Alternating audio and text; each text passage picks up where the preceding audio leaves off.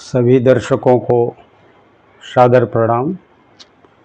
मैं पंडित कृष्ण कुमार शर्मा ज्योतिषी आज पूजनोपचार के बारे में आगे बताने के लिए प्रस्तुत हुआ हूँ। इसके पहले त्रयोपचार, पंचोपचार, दशोपचार पूजन विधि बताई जा चुकी है। आज हम षोडशोपचार विधि के बारे में बताएंगे। जैसा कि मैं बताया था कि पूजन के अनेक प्रकार के चीज़ें होती हैं। हम जिस भी ढंग से चाहें भगवान को प्रसन्न कर लें। हमारे पास जितना समय हो हम उतना भगवान को अर्पित करें।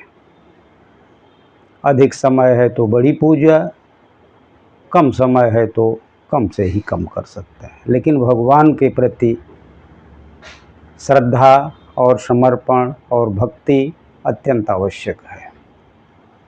आज हम षोडशोपचार के बारे में बता रहे हैं।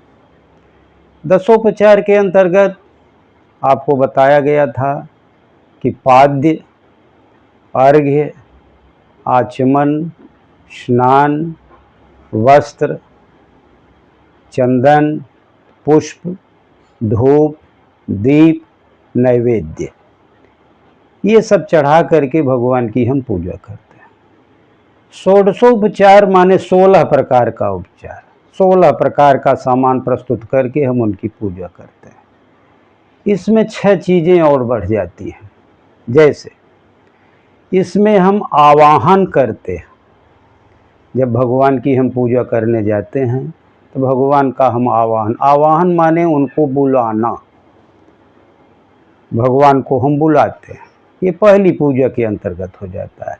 इसके बाद हम उनको आसन देते हैं।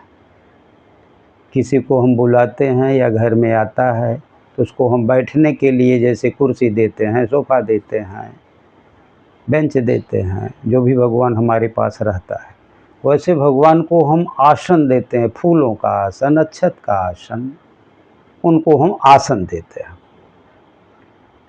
आसन देने के बाद फिर दशोपचार में जो आता है, हम उनका पैर धोते हैं, उनको हाथ धुला कर अर्घ्य देते हैं, उनको आचमन कराते हैं, फिर उनको हम स्नान कराते हैं, उनको हम वस्त्र पहनाते हैं।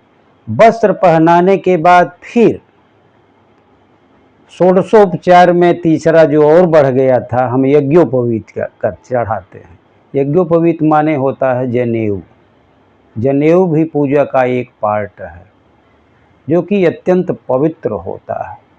कहा गया है, वैदिक उसकी मंत्र है, यज्ञोपवीतम परमं पवित्रम प्रजापतेर्य सहस्रम पुरस्तात् आयुष्यमग्रम प्रतिमुंच शुभ्रम यज्ञोपवीतम बलमस्तु तेजः। हम यज्ञोपवीत उनको समर्पित करते हैं। फिर यज्ञोपवीत देने के बाद हम जैसे उसमें धूप, चंदन लगाते हैं, फिर अक्षत लगाते थे तो भी लगाते हैं, फिर पुष्प चढ़ाते हैं, धूप देते हैं, दीप दिखाते हैं, नैवेद्य दिखाते हैं। फिर जो 3 मैं एक्स्ट्रा बढ़ा था चौथा बढ़ा देते हैं। उनको हम पान भी समर्पित करते हैं, मुख को सुगंधित करने के लिए। जैसे मनुष्य पान खाते हैं उसको वैसे ही हम भगवान को भी मुखवासार्थे उनको हम पान देते हैं। फिर उनको हम अलग से प्रदक्षिणा करते हैं। जैसे मैं प्रदक्षिणा बताया था, मंदिर है तो चारों तरफ करो, बैठे बैठे है तो ऐसे ऐसे ही प्रदक्षिणा कर लो, ऐसे ऐसे प्रदक्षिणा कर लो। फिर लास्ट में हम उनको पुष्पांजलि देते हैं। पुष्पांजलि क्या मतलब होता है कि जैसे मेरे यहाँ कोई आया तो उसको हम जाते समय उसका मैं हार्दिक विदाई करता हूँ।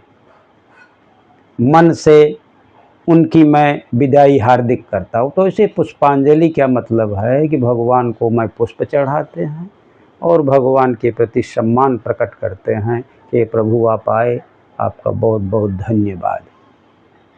तो ये षोडशोपचार के अंतर्गत पूजा होती है।